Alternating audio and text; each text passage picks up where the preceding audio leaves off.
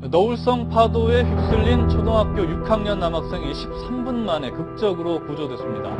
물 위에 오래 떠 있는 방법인 생존 수영. 당시 2m가 넘는 파도 속에서도 학교에서 배운 생존 수영법을 활용해 침착하게 구조를 기다린 것으로 알려졌습니다. 학생이 도착했을 때 생존 수영법이라고 이게 하늘을 보고 있고 다리를 넓게 벌리고 있는 그 자세.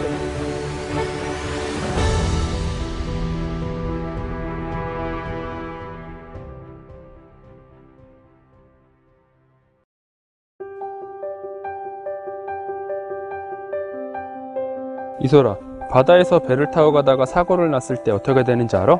네, 알죠. 배에서 사고가 났을 때에는 구명조끼를 챙겨서 비상소집 장소에 있다가 탈출해야 될 경우 구명조끼를 입고 구명弹목에 탑승해야 돼요.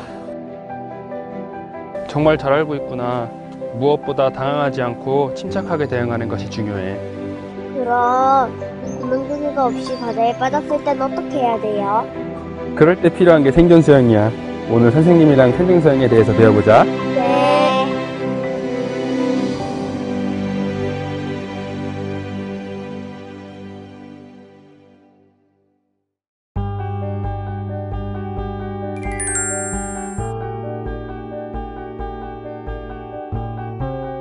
생존 수영을 배우는 이유는 물놀이나 체력을 기르는 게 목적이 아니라 갑작스런 해상 사고를 당했을 때 구조대가 도착할 때까지 버틸 수 있는 능력을 기르는 게 주 목적이야.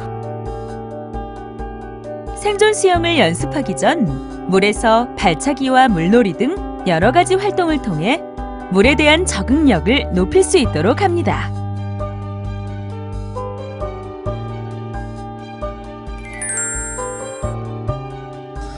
물과 친해졌으니까 호흡하는 방법을 배워보자. 코에 물이 들어가면 어떻게 될까? 콜록콜록 기침해요. 맞아. 생존 수영에서 하는 호흡법도 똑같아. 생존 수영을 하면서 코에 물이 들어가면 당황을 하게 되겠지? 호흡법만 제대로 익혀도 물에 빠졌을 때 당황하지 않고 잘 대처할 수 있어. 자, 선생님과 한번 해볼까? 음파호흡법은 육상에서와 달리 숨을 들어 마실 때와 내쉴 때를 구분해 물 밖에서는 입으로 들이마시고 물속에서는 코로 숨을 내쉽니다.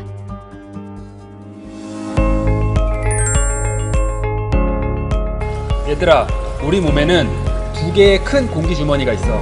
어디에 있지?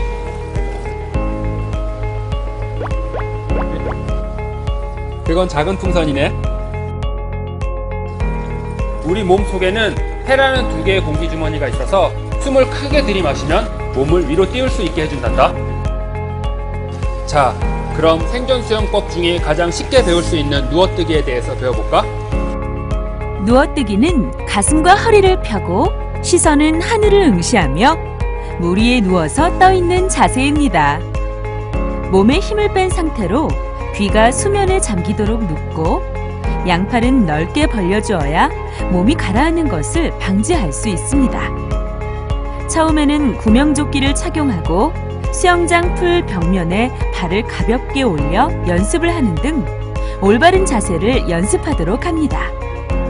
다음으로 부유물을 안고 물 위에 누워뜨는 연습을 합니다. 이때 서서히 부유물에 의지하는 힘을 빼면 몸의 부력으로 물 위에 뜰 수 있습니다. 맨몸 누워뜨기는 음파호흡을 통해 폐에 공기를 채우고 몸에 힘을 뺀 상태에서 천천히 머리, 가슴, 다리 순으로 물에 뜰 수 있도록 합니다. 누워뜨기가 익숙해지면 스컬링과 발차기를 하여 이동하는 연습을 실시합니다. 생존 수영을 할 때는 해상의 파도나 물결로 인해 코로 물이 들어가는 것을 방지하고 침착하게 대처하기 위하여 앞서 배운 음파호흡법을 지속적으로 유지하도록 합니다.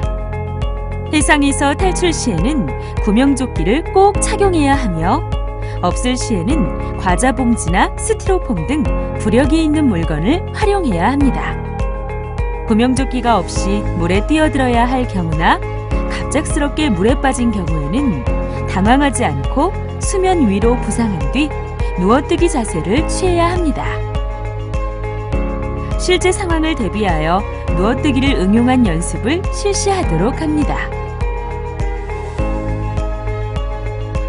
생존 수영은 바다에서 자신의 생명을 지키기 위한 최후의 수단입니다. 지금까지 배워본 생존 수영을 통해 물에 대한 두려움을 극복하고 자신의 생명을 지킬 수 있는 능력을 길러보는 건 어떨까요? 올바른 교육은 위급한 상황에서 소중한 생명을 지킵니다. 생존 수영법과 구조법을 통해 타인과 자신의 안전을 지키기 바랍니다.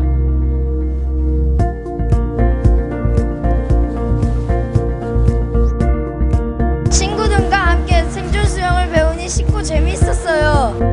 튜브 없이 맨몸으로 누워서 뜰 수 있다는 게 너무 신기했어요.